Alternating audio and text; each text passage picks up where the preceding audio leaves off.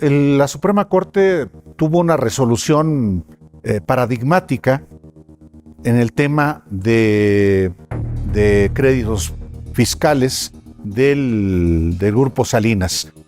También se le escuchó a los representantes del Grupo Salinas, vinieron a exponer sus argumentos. Así es, se recibió a los abogados, recibimos bastantes promociones y activismo de ellos. Dicen que en la guerra y en los negocios, la mejor defensa es el ataque. Y eso es exactamente lo que estamos viendo con el tío Richie. La noticia bomba es que Ricardo Salinas Pliego ha decidido llevar la batalla fuera de nuestras fronteras, demandando en Estados Unidos a la presidenta Claudia Sheinbaum. ¿El argumento? Una supuesta persecución política. Suena grave, suena internacional y sobre todo suena a una estrategia legal muy costosa para presentarse como una víctima del sistema ante los ojos de los vecinos del norte. Pero, ¿es realmente una persecución ideológica o hay algo más mundano detrás de todo este ruido?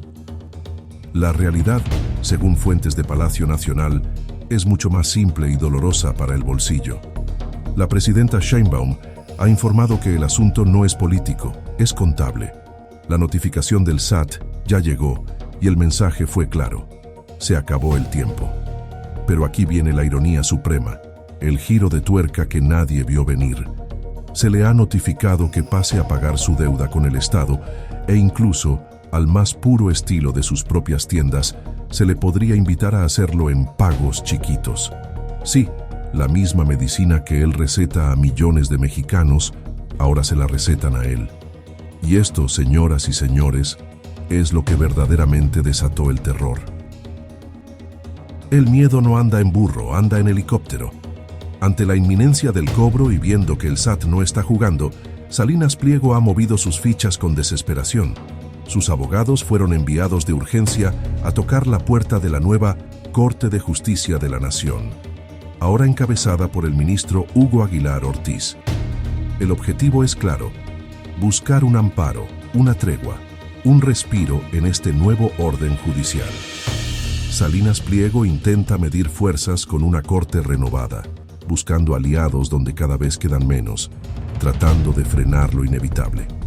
Por más que demande en Estados Unidos, por más que grite persecución en redes sociales y por más que sus abogados corran a ver al ministro Aguilar Ortiz, la realidad es una sola: las deudas ya las tiene hasta el cuello.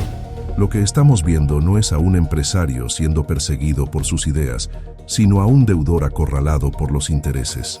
Y no precisamente los políticos, sino los moratorios. Al final parece que en esta tienda no hay abono que alcance para saldar la cuenta histórica con la nación. Hace unos días atrás, el empresario Salinas Pliego estuvo pues en Estados Unidos haciendo una denuncia en la Comisión Interamericana de Derechos Humanos por persecución política. Esto pues a pronto que ya debe de pagar pues lo que debe, ¿no? Los 51,000 millones de pesos. También tomando en cuenta que pues solamente lo cubrió un solo medio, que fue el medio de él, ¿verdad? ¿Cuál es su opinión, presidenta, al respecto de esta denuncia que se hace en contra de su gobierno y que pues se le acusa de persecución política? Bueno, primero no hay persecución política, no hay violación a ningún derecho humano, sino sencillamente un requerimiento del SAT que ya la Suprema Corte de Justicia de la Nación dijo que es válido, que los amparos no son válidos y que la resolución de los tribunales en su momento pues es la que debe ser. Por cierto, ya se notificó y pues estamos esperando a ver qué.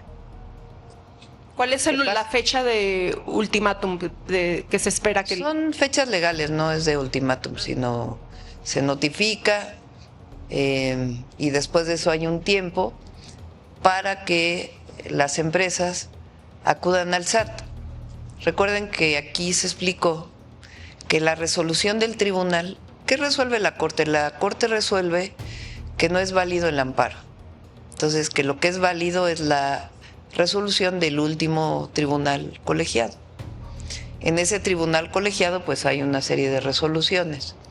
En esas resoluciones, porque nosotros seguimos la ley, pues esencialmente se establece que hay un monto que debe pagar y que puede haber disminuciones de ese monto a partir de cómo hace sus pagos.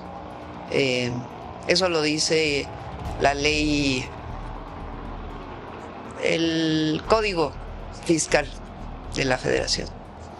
Entonces tienen ellos que acercarse al SAT y ahí pues establecer su pago. Incluso pueden pagar no en una exhibición, sino en varias. Eso es la ley. Entonces, pues se espera que se acerquen al SAT a ver pagos qué pasa. chiquitos. A ver qué pasa. Muchas razones. Me da a mí en lo personal mucho gusto estar en la Corte con el ministro presidente Hugo Aguilar. La principal es porque el ministro llega a este espacio después de un proceso democrático. Es la primera vez en la historia que un ciudadano puede aspirar a un cargo de esta naturaleza y llegar. Y el ministro presidente tiene muchas características que hacen también de este cargo, todavía le agregan mucha más dignidad. Le agradezco mucho, le agradecemos, presidente, ministro, que nos permite esta conversación. Gracias por recibirnos en este espacio histórico y maravilloso. Gracias. Gracias a ustedes, Alejandro, Álvaro. Bienvenidos a la Suprema Corte de Justicia de la Nación en esta nueva etapa que estamos construyendo. Me da muchísimo gusto conversar con ustedes. Gracias por el espacio que le dan a la Corte. Al contrario, ministro presidente, se ha cumplido ya los primeros 100 días de esta nueva etapa de la Suprema Corte de Justicia de la Nación, presidida por un ministro que después de 175 años no era presidido por un ministro indígena como usted, oaxaqueño, como Benito Juárez. Y para el auditorio de Canal 11 y para nosotros en lo personal, era muy importante platicar con usted para el auditorio sobre estos 100 días de una corte histórica, no hay que regatearle el término, y el arranque que era tan importante, sobre todo bajo un escrutinio como jamás, creo yo, había tenido la Suprema Corte de Justicia de la Nación. Sí, innegablemente se siente la mirada de todo el pueblo de México, se siente la presencia de los medios de comunicación, se siente el escrutinio de quienes hacen la opinión pública en este país, pero también se siente la fuerza del pueblo con el que llegamos. Se siente el trabajo realizado, la experiencia, los conocimientos, no solo de tu servidor, sino de todos los que integramos el Pleno, y se pudo notar desde el primer día en que tomamos posesión. Llegamos con la confianza, con la fuerza, con la legitimidad que se requiere para arrancar una nueva etapa de la justicia en el país, y hemos transcurrido ya poco más de 100 días y vamos permeando hoy con lo que queremos hacer de la justicia en nuestro país. Sinceramente, creemos que la vigilancia, el escrutinio público, la presencia de la ciudadanía día con día en este edificio nos compromete más, nos obliga a ser transparentes, a ser profesionales y a colmar la exigencia de justicia del país. Este espacio físico también evoca pues muchas cosas. Es el poder, estamos en el corazón del poder de la República. Y usted, ministro, viene de una comunidad en Oaxaca, que si usted lo piensa, cualquier mexicano lo piensa, el hecho de que usted haya llegado aquí le abre la puerta a todo mexicano que así lo desee. Cuando este era un espacio de las élites, la reflexión sobre el poder ha llegado en usted en estos 100 días, ministro. ¿Qué reflexiona con respecto a este poder? Yo pasé por acá, en donde estamos, entré por esa puerta muchas ocasiones a esta Suprema Corte, entregué documentos aquí en nuestra oficialía de partes, busqué audiencia con los ministros, busqué conversar con los secretarios y era difícil, muy difícil. Imagínate venir de Oaxaca en los primeros años, viajar 12 horas, después ya se hizo este camino un poco más corto, 6 horas de viaje, llegar hasta este edificio y encontrar dificultades. Todo el que llega a la sede de la Suprema Corte es porque tiene una dificultad, tiene un problema, tiene un expediente, ha encarado años de justicia y además de la conflictividad que cada uno trae, encuentra aquí obstáculos. Eso era lo que caracterizaba la anterior Suprema Corte.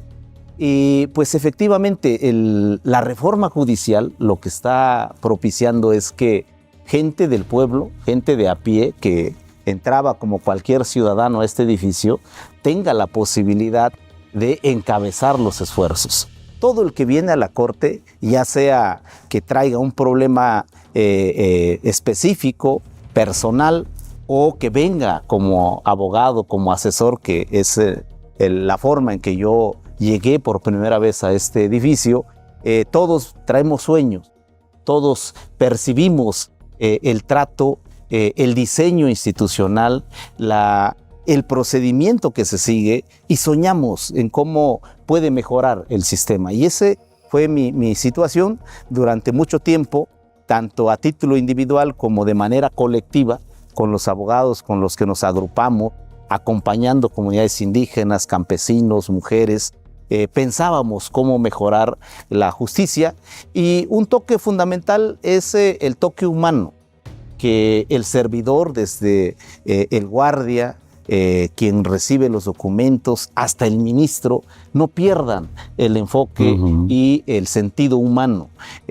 Son procedimientos, son leyes, son decisiones, pero sigue siendo humano. La justicia tiene una porción importante de racionalidad, de aplicación de la norma, y debe de recuperar el sentido humano. Entonces, la reforma judicial ha generado que estemos ahora al frente de la Corte ciudadanos comunes, ciudadanos que no perdemos el piso, que sabemos nuestras limitaciones humanas, intelectuales, y que sabemos el reto que tiene el país para construir una sociedad más justa, y hemos hecho una convocatoria abierta a la ciudadanía a que nos ayude a construirla día con día en todos los espacios.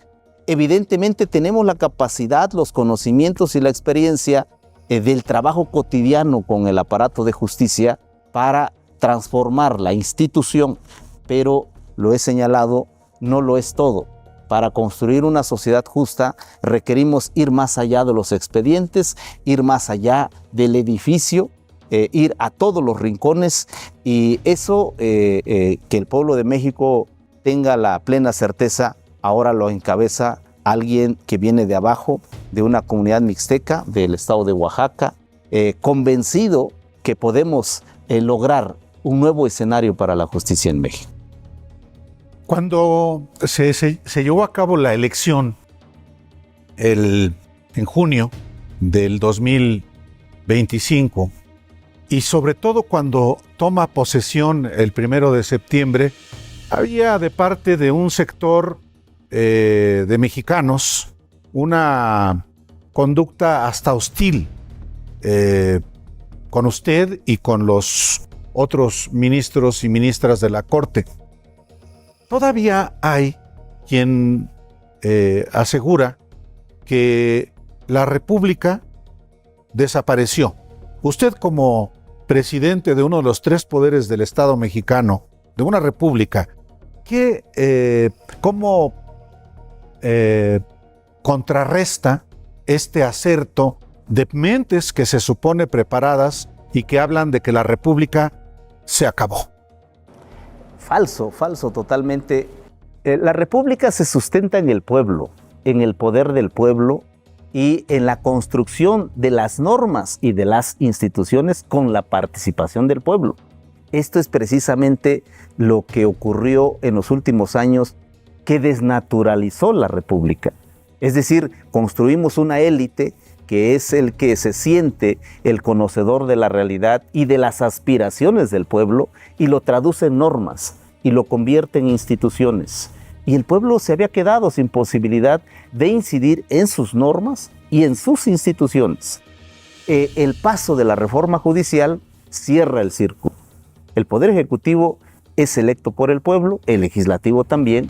El Judicial no era electo por el pueblo, era electo por los otros dos poderes con una fuerte incidencia, si no es que absoluta, de la élite política e intelectual y también jurídica de este país. Y hoy se ha abierto esa brecha.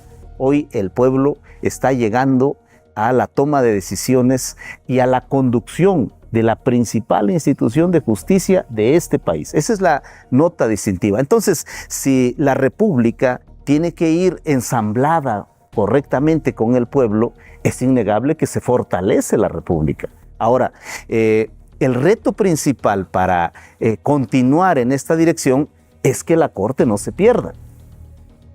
La Corte debe de mantener un vínculo estrecho, permanente con el pueblo. Lo he dicho, en el momento que la Corte vuelva a cerrar sus puertas, se encierre en cuatro paredes, el momento en que la Corte piense que ya tiene el pensamiento absoluto, la verdad absoluta, en ese momento habremos de regresar al estadio anterior. Hoy la Corte tiene la puerta abierta, tiene la convicción de mantener una relación, un vínculo permanente con el pueblo, y eso fortalece a la República. El interés colectivo, el interés social, no lo define una persona, lo define el colectivo. Y México tiene ejemplos hermosos de esta construcción de lo colectivo. Las comunidades indígenas, a través de sus asambleas, son expertas en construir el interés colectivo, y lo hemos perdido como mexicanos por adoptar pensamientos ajenos a nuestra realidad. Hoy estamos acudiendo a un proceso social, jurídico, institucional, que retoma esta esencia de lo nuestro, que retoma la identidad y que confía en nuestras capacidades. Creo que hoy por hoy estamos ganando terreno para que el pueblo de México tenga la confianza de que quienes encabezan el Poder Judicial, quienes encabezan la Suprema Corte, gente del pueblo, surgido del pueblo, puede conducir los destinos del país para una mejor sociedad, una sociedad más justa. Para mí ese es el aporte central y ese es el compromiso que debe ser permanente. Si nosotros creemos que la República se fortalece con la votación, con la jornada electoral y después volvemos a lo de siempre, estaríamos equivocados. La democracia, la República, el interés colectivo se construye día con día. Vamos a ir a una muy breve pausa, si nos permite, ministro presidente de la Corte, en esta conversación aquí en la sede de la Suprema Corte de Justicia de la Nación, que inicia una nueva fase después de otra que duró exactamente 3 décadas. Volvemos.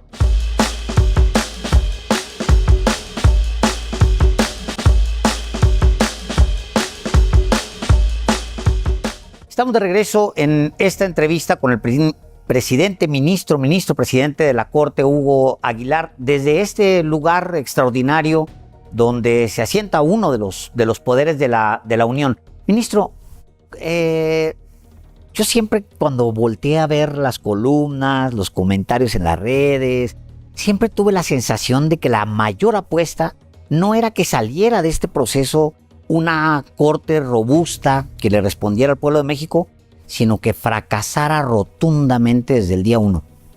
Es así, ¿no? Sí, así es. Del colectivo que había surgido de la elección y fundamentalmente de su presidente, había muchas dudas y cuestionamientos. No es, digamos, algo extraño desde mi perspectiva y para mi persona, porque pues siempre México se ha construido así, con esa idea: lo que viene de fuera es mejor, el que estudia afuera es mejor, el indio es sinónimo de sucio, el indio es sinónimo de ignorante, el indio no puede, y en gran medida permeó en la opinión pública e incluso yo podría decir en la persona de los pueblos indígenas. Es decir, un ser humano que surge desde las comunidades tiene que dar pasos importantes para ir venciendo ese estigma y esa visión. Lo que hemos podido mostrar en estos primeros 100 días es que hay conocimiento, hay profesionalismo y hay compromiso con la justicia. Y eso termina acomodándose, termina ajustándose a los métodos, a las solemnidades, a los actos que se tienen que cumplir para la impartición de justicia. En las sesiones que hemos tenido, hemos podido mostrar que hay un debate serio, hay un debate libre, hay un debate autónomo, y creo que esto ha ido permeando. Los críticos ya no encuentran qué más criticar, a lo mejor la pronunciación de una palabra o a lo mejor el retraso en dar el mayete al final, cosas de esa naturaleza, pero un tema de fondo, un razonamiento de fondo o el enfoque de la nueva justicia no tiene cuestionamiento. Yo creo que en el fondo aún los críticos saben que esto no estaba funcionando bien y saben que vamos por el camino correcto. Creo que esto es lo que se ha consolidado en estos meses de manera contundente. Quienes apostaban a que el día 1 íbamos a fracasar se quedaron con las ganas. O sea, ¿sí cree usted haber convencido al menos a una parte de los que dudaban? Están convencidos todos. Van a seguir criticando, pero en el fondo están convencidos. No van a ver a un presidente echado para atrás. No van a ver un presidente de la Corte dudando de lo que quiere y hacia dónde va. Tenemos claro qué es lo que debemos de ajustar en esta institución. Hemos convocado al propio personal de la Corte y felizmente yo veo que todos ellos han podido ensamblarse con el personal nuevo, han podido adoptar la visión y la misión que nosotros nos hemos puesto para mejorar la institución. Nos falta permear al resto del Poder Judicial. He estado recibiendo quejas de muchos distritos judiciales, pero los siguientes años vamos a dedicarnos a ir bajando esta forma nueva de concebir la justicia y de interactuar con quienes tienen necesidad de que el sistema de justicia les atienda. Creo que muchos de los críticos en el fondo saben que estamos en la ruta correcta. México necesitaba un cambio radical, un cambio importante en la actuación de la institución y lo estamos logrando. Del menosprecio al respeto, pero también a la consistencia, ministro presidente, porque obviamente las comparaciones con la anterior corte van a seguir apareciendo. Por ejemplo, en términos de productividad, ¿cuántos asuntos resuelve el Pleno de la Suprema Corte? ¿Cuántos disensos inclusive existen al interior de del Pleno de la Corte? No es un monolito el Pleno, también se ha acreditado. Es decir, también una de las razones que, si es que se le puede llamar así, que dan quienes hablan del fin de la República, es que pues es un pensamiento único, no hay ni siquiera posibilidad de disenso y que por eso pueden eventualmente aprobar todo de la misma manera. Lo que quiere el Ejecutivo, lo que quiere el Legislativo o lo que quiere el grupo, el bloque oficialista. Sí, sin duda, hay quienes pensaban que la nueva integración iba a ser un colectivo que solamente iba a levantar la mano para votar decisiones, como dices, en bloque. Y hemos mostrado en 3 meses que esto no ha ocurrido así. Los ministros llegan, traen su propia concepción y sus propios argumentos para resolver el tema. Debatimos de manera libre, en algunos casos 2 hasta 3 horas de debate. Otros que no son tan complejos se resuelven en menor tiempo, pero todos asumiendo una postura de análisis riguroso. Eso es lo que ha caracterizado a la Corte. Y puedo decirte que hemos tenido soluciones de todo tipo, desde asuntos que se han resuelto por unanimidad, asuntos que se han resuelto 8-1, 7-2, 6-3, 5-4, algunos no se alcanza la mayoría. Es decir, hay un debate rico, un debate muy profesional y hay todas las combinaciones posibles. Yo puedo decirle al pueblo de México que en la Corte no hay grupos, no hay, digamos, un alineamiento. No se está dando línea, no estamos recibiendo línea. Yo quiero hacer énfasis en esto porque muchos decían que pues, los factores reales de poder o los factores formales de poder iban a darle instrucción a la Corte. Yo quiero comentarte que aquí nos hemos reunido con empresarios, con inversionistas, nos hemos reunido con sindicatos, con autoridades comunitarias, con autoridades estatales, con presidentes de Congreso. A todos ellos hemos escuchado, pero a la hora de resolver se cierran las puertas del Pleno y el colectivo, el Pleno de la Suprema Corte, toma las decisiones con plena autonomía y libertad. Esto es una cosa que ha sido característico de lo que llevamos de la Corte, y el presidente va a cuidar que así siga siendo. Los debates son ricos, las soluciones son emblemáticas, comenzamos a tomar decisiones cruciales. Hay una que tomamos sobre pueblos indígenas que por primera vez va a marcar un hito en la representación de los pueblos en los municipios, en los ayuntamientos. Entonces estamos en una Corte viva, activa, muy comprometida con hacer justicia real, con hacer justicia a la gente de a pie. Los poderes constitucionales, como parte del propio diseño constitucional en México, traen sus argumentos porque tienen sus propios intereses. Pero también los poderes fácticos hacen sentir su poder. La Suprema Corte tuvo una resolución paradigmática en el tema de créditos fiscales del Grupo Salinas. También se le escuchó a los representantes del Grupo Salinas, vinieron a exponer sus argumentos. Así es, se recibió a los abogados, recibimos bastantes promociones y activismo de ellos. Vi algunas de las comunicaciones en que se quejaban que no había sido respetado plenamente la garantía de audiencia. Yo hice la recapitulación de las veces que se atendieron los planteamientos. Hicieron valer alrededor de 103 recursos, reclamaciones, recusaciones, impedimentos. Buscaron la recusación de todos los integrantes del Pleno. Tuvieron un activismo importante y fueron atendidos. Se les respondió puntualmente, conforme a la ley, a todos los planteamientos que nos hicieron. A ellos se les escuchó también, a sus abogados.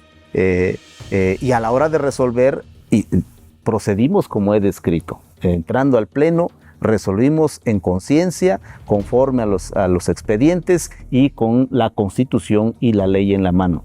Y vamos a seguir procediendo de la misma manera. Que tengan la certeza todos que aquí habrá puertas abiertas, oídos dispuestos para escucharlos, pero en la toma de decisión la Corte hará valer sus atribuciones. Luego sería complicado descubrir, pues, por dónde se meten los poderes y en dónde influyen, en qué oficinas tienen más poder que en otras, porque pues así es, son poderes que tienen 2 siglos de quizá todo lo que lleva la República operando aquí adentro, los poderes de facto. Ministro, ustedes y usted en particular, ¿han tenido presiones?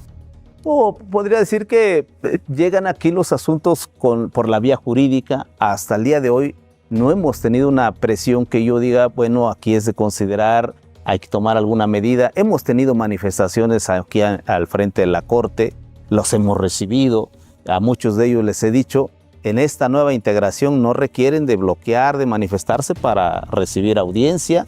Lo único que nos limita es el tiempo, pero a todos podemos agendar. Si es un asunto de gran envergadura, yo tomo la decisión, lo consulto con el Pleno, de aplazar los asuntos para escuchar a las partes. Así, bajo esta perspectiva, tuvo lugar la audiencia pública con personas con discapacidad. Estábamos deliberando el asunto, se manifiestan acá, nos piden audiencia, hablo con los ministros, suspendemos el caso, abrimos una audiencia pública, 3 días para escucharlos. Ahí estuvimos la mayoría de ministros los 3 días escuchando a las personas y la verdad nos cambia la perspectiva. Ahora está en construcción un nuevo proyecto para recoger lo que la ciudadanía aportó en esas 3 jornadas. Este va a ser el método que vamos a tener. Nosotros nos hemos quitado ya de la mente que nosotros sabemos todos, que el ministro lo sabe todo. Y puede haber todavía espacios en la Corte por donde haya presión o haya influyentismo, pero todo llega al Pleno. Tengan la plena seguridad que en el funcionamiento de la Corte vamos a actuar con absoluta transparencia, vamos a ir cerrándole el paso a todos estos vicios que se generaron en el pasado, incluso vicios hasta procesales, ¿no? Un expediente aquí en la Corte antes tardaba entre 60 y 70 días desde el momento que ingresaba a la oficialidad de partes hasta estar en la mesa del ministro. Todo el trámite procesal se llevaba entre 60 y 70. Hoy ya estamos logrando reducirlo a 15 y hasta 7, 8 días el trámite. Estamos agilizando los trámites. Hemos dado la instrucción para iniciar el uso de herramientas digitales para el trámite de los asuntos, para el turno de los asuntos. Vamos a modernizar la Corte. Lo que viene es expediente electrónico, es interacción vía internet, aprovechar toda la herramienta tecnológica que hoy tenemos. Vamos a seguir dinamizando aún más la Suprema Corte. Vamos a ir un muy breve corte. Espérenos, volvemos con más.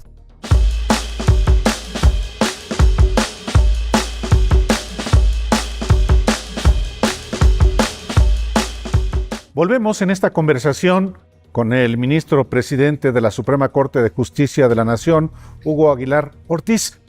Ministro, el próximo año, en 2027, viene una segunda fase de la renovación del Poder Judicial de la Federación. Van a renovarse juzgados de distrito, magistraturas de tribunales colegiados. Previo a ese nuevo método de sustitución, de renovación del Poder Judicial, ¿qué evaluación hace no de la Suprema Corte, sino del Poder Judicial en su conjunto, el acoplamiento inclusive de la parte que fue electa en junio de 2025 y que lleva, pues sí, apenas 4 meses en funciones? ¿Qué es lo que hace falta cambiar y qué es lo que hace falta consolidar? ¿Qué es lo que hace falta erradicar? Sí, estamos en ese proceso. Estoy en permanente diálogo con el órgano de administración judicial, que es la instancia encargada de este proceso en tribunales y en juzgados de distrito. Y efectivamente hay que ensamblar los nuevos jueces surgidos del proceso electoral con los jueces que estaban antes, desde el tema de salarios, el método, el enfoque, la visión que hay que imprimirle. Quien está metido de lleno en las actividades de impartición de justicia tiene que leer la realidad, tiene que leer lo que está ocurriendo en la sociedad, tiene que estar atento a los cambios que la reforma está planteándonos a todos, el reto que nos pone enfrente. Quien no haga esto está condenado a que funcione de manera dispar, de manera, digamos, fuera de sintonía de lo que estamos queriendo hacer. Yo creo que todos los jueces, los secretarios, todo el personal del Poder Judicial son personas expertas en la impartición de justicia y solo les queda abrir la mirada a cómo está transcurriendo los cambios profundos de nuestro país y que nosotros no podemos quedar aislados. Si ellos logran abrir la mirada, y es la invitación que yo hago, y logran ver los ejes sobre los cuales nosotros tenemos que construir la nueva justicia de México, el cambio será más rápido, el cambio será más terso y la ciudadanía lo va a sentir a flor de piel. Por ejemplo, hoy hemos iniciado una cosa que le estamos llamando diálogo entre justicias. Están dialogando autoridades indígenas, jueces y magistrados. ¿Cómo tienen que verse como dos personajes, dos instituciones que se deben de complementar y trabajar en pos de una justicia más cercana a la gente? ¿Cómo no deben verse como entidades o instituciones confrontadas, sino que perseguimos un fin común desde distintas visiones, distintos métodos, pero un fin común? Este ejercicio ya ha propiciado que algunas barras de abogados nos digan: nosotros también queremos dialogar con los jueces y magistrados. No tenemos que vernos como entes que choquen o que deban mantener una controversia permanente o agresiva. Podemos complementarnos en la búsqueda de una justicia más humana, más real, más asertiva. Esto es lo que está por venir. Si nosotros no cambiamos de visión, si nosotros nos mantenemos en que solamente la solución del expediente, solamente el procedimiento, el caso concreto nos va a llevar a transformar la sociedad, nos va a llevar muchísimo tiempo. Sin duda, un criterio, una solución es ejemplo de justicia, pero no va a generar los cambios trascendentes que la sociedad requiere. Entonces yo le he dicho a los jueces, son jueces del expediente, pero son un actor fundamental en la sociedad. Son ejemplo de vida en la familia, en su comunidad, en su organización, en el sindicato. ¿Y lo entienden? Estamos buscando que se entienda. Es difícil porque hay muchos vicios, muchas limitaciones en la sociedad. Hay gente que ocupa un cargo y se olvida cómo llegó y se olvida de la perspectiva por la cual llegó a ese lugar. Entonces, es una construcción permanente, es un recordatorio permanente el que vamos a estar haciendo. Y también nosotros en las sesiones del Pleno, que ahora funcionamos 4 días a la semana, vamos a estar haciendo este recordatorio, expreso o implícito en las resoluciones. Hay algunos afuera y adentro que quisieran revertir todo esto y volver a lo que era el Poder Judicial antes de la reforma. Uno de ellos es Norma Piña. Recientemente la ministra presidenta dijo en una conversación en la UNAM que pues ella todavía estaba revisando mecanismos para revertir lo que se había hecho con la reforma. ¿Qué dice usted, ministro? Pues vamos avanzando a pasos agigantados. Yo tengo testimonios de autoridades que me visitan, de gente que me manda mensajes que sienten el cambio de la Corte. Yo creo que el pueblo de México difícilmente va a querer regresar a la justicia acartonada, la justicia de 4 paredes, de puertas cerradas, de cero empatía con la ciudadanía, de no querer mirar siquiera la realidad que está aquí saliendo a la puerta principal de esta Suprema Corte de Justicia de la Nación. El pueblo, en la medida en que vaya viendo que su institución es cercana, que su institución se preocupa por la ciudadanía, difícilmente va a querer regresar. No dudo que haya gente que apueste a que la justicia prácticamente se vaya a un modelo matemático, un modelo de ciencias exactas, y que la sensibilidad, el trato con la gente, pues lo desdeñe. Pero yo creo que es un ejercicio ya superado. Como decimos en el ámbito de los pueblos indígenas, son sueños soñados. Ya eso ya ocurrió y difícilmente va a volver. Nosotros en los siguientes años vamos a consolidar esta visión. El 2027 será otro ejercicio de gran importancia. En gran medida vamos a ver cómo la ciudadanía reacciona frente a este ejercicio que tenemos. Pienso que es lo mejor que le pudo haber pasado al país. Lo digo porque fui testigo directo de las injusticias en comunidades, y hoy la gente como yo, que tenía esas condiciones, hoy puede venir acá a platicar sus necesidades, sus aspiraciones y sus sueños, y juntos construir un modelo distinto de justicia. A usted le toca asumir la presidencia de la Corte exactamente a 20 años de un episodio pues que los amantes de la República destruida quisieran que nadie recordara.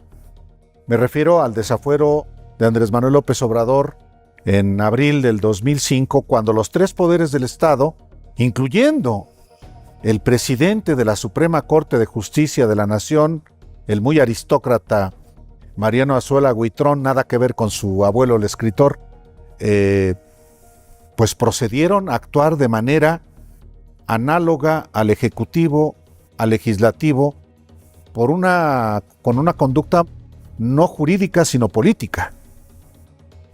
¿Eso está ya erradicado o todavía hay el espíritu de Mariano Azuela y de Norma Piña en estos muros? La Corte tiene que hacer honor a su nombre. Tiene que ser una Corte Suprema de Justicia. No puede ser una institución que represente intereses políticos, facciones políticas, la Corte tiene que hacer justicia. En la medida en que se ciña a ese mandato constitucional, a ese fin último que yo creo que nadie de la ciudadanía estaría en desacuerdo, en esa medida se va a legitimar al máximo posible y en esa medida va a liderar los cambios profundos que necesita el país. Está desterrado. Desde mi perspectiva, y el actuar cotidiano nos anima solo la justicia. Vamos a escuchar a todos, yo quiero insistir en eso, vamos a escuchar a todos, pero no vamos a perder la misión y el mandato que el pueblo nos ha dado. A nosotros nos mandó para encabezar una institución de justicia, nos mandó a hacer justicia y que la justicia la sienta el pueblo. Ese es el mandato central que nosotros tenemos. No nos mandó a tener o encabezar una expresión política, ni hacer instrumentos de agresión política.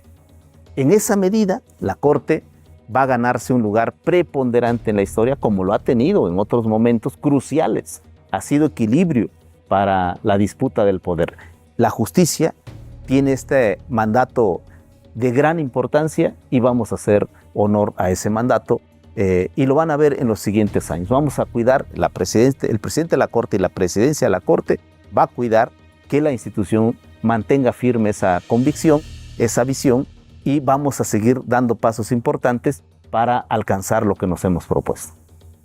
Una última pregunta de mi parte, ministro. Todavía no se ponen muy de acuerdo cuándo es que en México inició la dictadura. Hay unos que ponen como fecha 2018, otros ponen justamente el arribo de usted a la presidencia de la Corte como ya la consolidación de la dictadura. Pero en particular hay un personaje que revivió, se le olvidaron las últimas décadas, pasó por encima de Fox, Calderón, Peña Nieto, se le olvidó todo lo que sucedió en esos sexenios y reapareció a criticar a la Corte, a la nueva Corte. Ese es Ernesto Zedillo. Él dice que pues, la nueva Corte consolida el fin de la República. ¿Qué le responde? Necesita un minuto de pararse aquí en la puerta principal de la Corte, ver cómo entra la gente, ver si la policía le impide la entrada, si le impone modos, si le impone estilos. Lo invito un día a la sesión del Pleno de la Corte para que vea nuestras deliberaciones. Está abierta la Corte para que él pueda presenciarlo. Es difícil creer ya en las elucubraciones mentales, en las elaboraciones teóricas. Son siempre útiles, pero si están desapegadas de la realidad, estos no van a permear ya en la sociedad, no dejarán de ser la opinión de ciertos personajes, pero no van a permear. El ciudadano de a pie, el que llega aquí a la Corte, hablo por la Corte, tiene entera libertad y tiene puertas abiertas y ahora hasta podría decir aliados de la justicia. La Corte ahora es una aliada del pueblo, un aliado de los inversionistas, de los empresarios. Quien actúe con justicia va a tener todo el respaldo de la Suprema Corte de Justicia de la Nación. Quien actúe buscando ventaja, fraude a la ley, invención de pruebas, invención de historias, no va a tener el respaldo de la Corte. Y vamos a trabajar para ir aniquilando esas conductas perversas y desviadas que han pervertido también la justicia en este país. Muchísimas gracias. Ministro, presidente, muchas gracias. Gracias a ustedes. Muy buenas tardes. Y gracias a ustedes. Gracias.